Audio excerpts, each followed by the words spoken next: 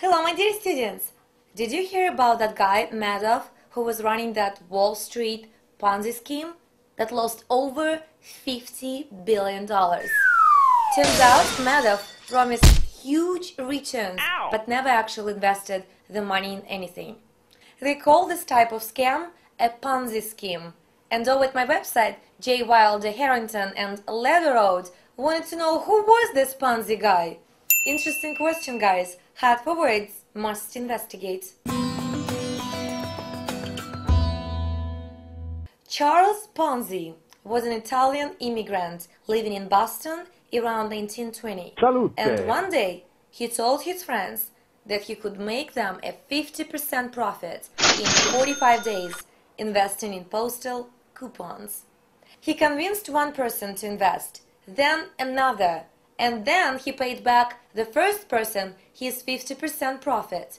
But he used money from the second guy to pay the first.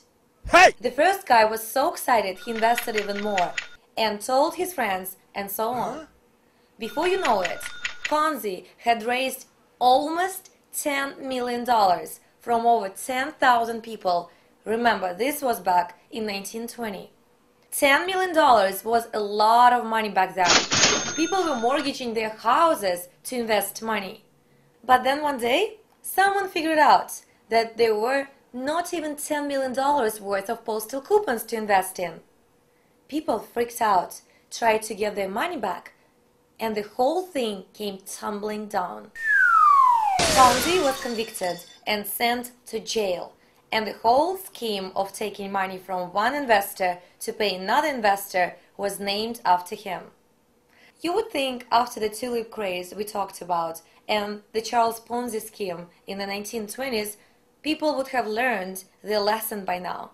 But after this $50 billion scheme, I guess they haven't learned. There you go, another mystery solved by your trusty Hard for Words. For your homework, have you ever been scammed out of money?